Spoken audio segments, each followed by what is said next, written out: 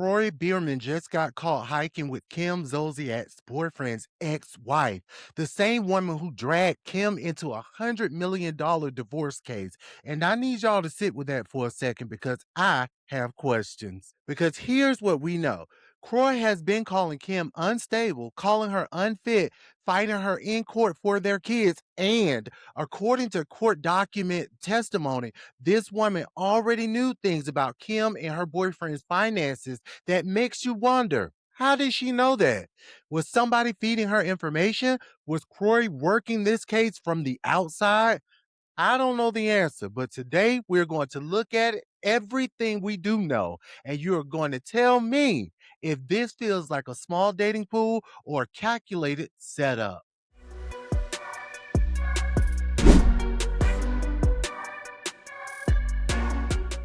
Before we go any further, let me make sure everybody's following along because there are four people in this story and you need to know all of them. First, there's Kim Zolciak. Now, you guys know her Real Housewives of Atlanta, Don't Be Tardy. She filed for divorce from Kroy Biermann back in May 2023 after 11 years of marriage. That divorce, by the way, is still not finalized. 3 years later, still going. Second, Kroy Biermann, former NFL player Kim's estranged husband. He has been in the courts nonstop trying to keep Kim away from their four kids, KJ, Cash, and the twins, Kaya and Kane. Third, there's Kyle Marwitz, real estate tycoon. This is Kim's new man. They started dating in the spring of 2025. Kim said, and I quote, "It took me 2 years to even go on a date with anybody. I'm a Taurus, honey. I'm loyal to a fault." Then she went on a date with Kyle, and the rest is history. And fourth, there's Jillian Green, Kyle Marwitz's estranged wife. They got married in 2017, split in 2024, and they are currently in the middle of a divorce battle involving over $100 million in assets. Got it. Because now it's about to get messy. So let's start with the divorce that started everything. Cal Marwitz and Jillian Green split in 2024. And when I say this is a high stakes divorce, we're talking over $100 million in assets that's on the table. Now, Jillian is doing what any smart woman in a high dollar divorce does. She's auditing everything, every dollar, every gift, every loan.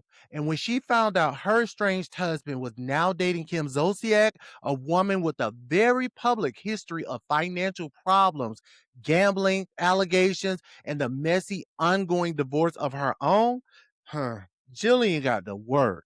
In September of 2025, Jillian's team served Kim with a subpoena at her son's football game in a school parking lot in front of everybody. Kim's lawyers called it unresponsible, unreasonable, oppressive, and designed to embarrass her. Jillian wanted to know, what money did Kyle give Kim? What gifts? What loans? What was on his credit card? She wanted all of Kim's communications with Kyle, every text, every receipt, everything. Now, Kim initially tried to block it. She fought the subpoena, but by March 2026, she agreed to sit down and be deposed with one condition: the transcript stays private. So right now, somewhere in a sealed court document, Kim Zolciak's answered questions under oath about Kyle Marwood's finances. They're there, and we will probably never know exactly what was said. Here is where this story goes from messy to suspicious. And this is the part that I cannot stop thinking about. When Jillian Green was deposed back in June of 2025, before Kim was even subpoenaed now, Jillian testified under oath that Kroy Biermann had contacted her personally. Now, Kroy has not publicly confirmed this. This is what Jillian said under oath. But here's what she claimed. According to Jillian's testimony, Kroy told her that Kim would, and this is the word he used, drain money from Kyle. He called Kim a narcissist. He said she had a gambling problem. He said she was never around for her children. And then he reportedly pointed her to evidence: Instacart grocery orders that Kim had allegedly already put on Kyle's credit card. So my question is this: If Jillian is telling the truth, what was Kroy's motivation for that call? Because this is Kim's ex husband, a man who is actively fighting her in court for custody of their kids, a man who filed legal documents calling her unstable and unfit. If he did call Jillian and hand her that information, was that a genuine warning from a man who knew what Kim was capable of? Or was that a calculated move to open up another legal front against Kim while he was already fighting her in custody court? Think about that timeline. Because according to Jillian's testimony, Kroy contacted her. Jillian then has a detailed picture of Kim's financial behavior with Kyle. 3 months later, Jillian subpoenas Kim and demands every communication, every gift, every financial transaction. And here's what ties it all together: the exact same talking points Kroy allegedly gave Jillian: gambling problem, neglects the kids, financial instability. Those are the same allegations Kroy has been filing in his own custody case against Kim. I'm not saying it was a setup. I'm asking a question because that is either a coincidence or that is a very coordinated strategy. While all of this was playing out in the Jillian deposition, Kroy was building his custody case brick by brick. Now, in late March 2026, Kroy filed for sole custody of all four kids. He claimed Kim was wholly unavailable, that she missed parenting time, missed therapy sessions, and left the country for a month. Kim says she was out of the country filming for two upcoming reality TV shows. Her lawyers called his motion lacking factual support, but the judge sided with Kroy, at least temporarily. As of May 1st, a judge ruled that Kroy gets primary physical custody of the kids. Kim gets them every other weekend. Kroy has final say on education, medical decisions, and religious upbringing. Kim says this is temporary. Now they are due back in court on May 21st for a full hearing.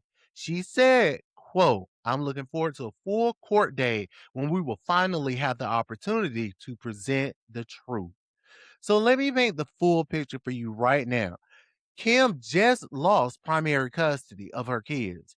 She is about to be deposed in her boyfriend's $100 million divorce. And this morning, TMZ drops photo of Kroy hiking with that same boyfriend's ex-wife.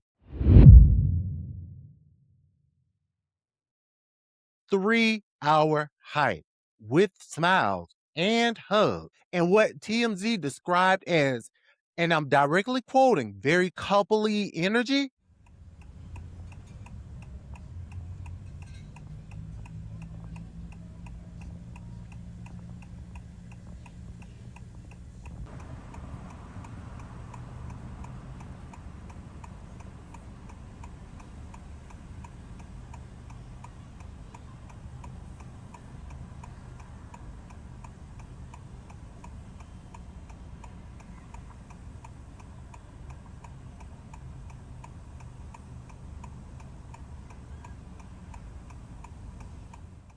So now we have a full love square. Kim is dating Kyle. Kroy is apparently getting close to Jillian.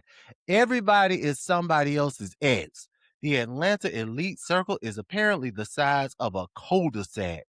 Now, TMZ even compared it to TJ Holmes and Amy Robach, where after that couple went public, their exes ended up gravitating towards each other, like some kind of romantic domino effect. Now, neither Kroy nor Kyle nor Jillian have confirmed the romance, but those photos tell a story. And combined with everything we just laid out, the story gets interesting very fast. So here's the real question: is the Atlanta elite dating pool actually this small? Or is something more intentional happening here? On one hand, yes, wealthy circles in Atlanta are tight. We have watched it play out on Real Housewives of Atlanta for 15 seasons. Everybody knows everybody. Everybody has dated somebody. That part alone is not shocking. But when you layer in the fact that according to Jillian's testimony, Kroy was already in contact with her before she subpoenaed Kim.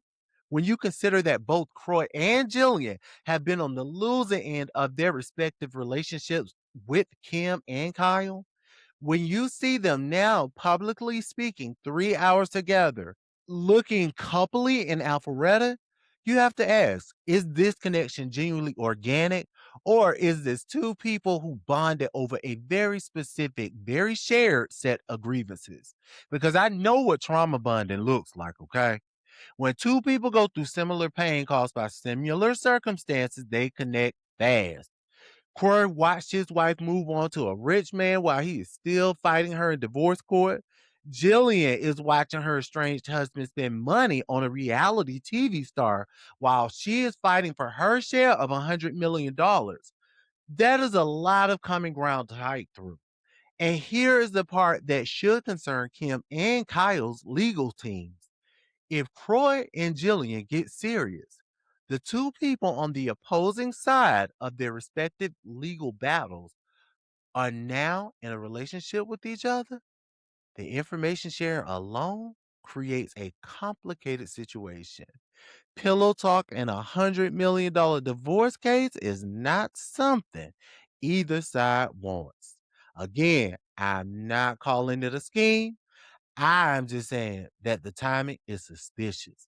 The history is connected, and the consequences for Kim and Kyle could be significant. Here's my unfiltered take, okay? If Jillian's testimony is accurate, and she said this under oath, then Kroy's involvement in this situation goes deeper than just a messy love square. A man who is fighting a woman in custody court does not typically call that woman's new man's wife out of the kindness of his heart. He called with a purpose. Whether that purpose was personal revenge, legal strategy, or both, I will let y'all decide. Now, as for the hype, I think Kroy and Jillian found each other because they were already circling that same orbit. But I also think that orbit was created, at least in part, by a shared enemy. And whether romance was the goal or a byproduct, the result is still the same. Kim Zolciak is now surrounded on all sides. Estranged husband, custody battle, $100 million deposition, and now her boyfriend's ex are hiking together in Alpharetta. That May 21st court date cannot get here fast enough because whatever happens in that courtroom is going to tell us a lot about where all of this is headed. Breaking news. And listen, I have to update y'all because while I was getting ready to record this, TMZ just dropped another story. Kim Zolciak has responded. Her camp is telling TMZ that Kim is, and I quote, not bothered at all by Kroy and Jillian being spotted together. But here is the part that stopped me cold. The source also told TMZ that Kim was already aware that Kroy and Jillian had been talking in some capacity. She just doesn't know the extent of their relationship. Wait, so let me get this straight. Kim knew they were in contact. She just didn't know how much contact, and she's unbothered. Now, is that genuine unbothered, or is that I have a custody hearing on May 21st and I cannot afford to look rattled right now or unbothered? Because there's a difference between actually not caring and being strategic about what you show publicly. Now, either way, Kim says she and Kyle are still going strong. And honestly, if that's true, good for her. But the fact that she knew they were talking and said nothing until TMZ forced the conversation, that tells me there is more to this story than anybody is letting on. May 21st, y'all. Mark y'all calendars. Now, if you are new here, this is what we do over here at Crown by Kenzie. We do not just read y'all the headlines. We try to connect the dots. Drop your take in the comments. Do you think Kroy's alleged contact with Jillian was calculated? And is this hike a genuine connection or a power move? I want to hear from y'all.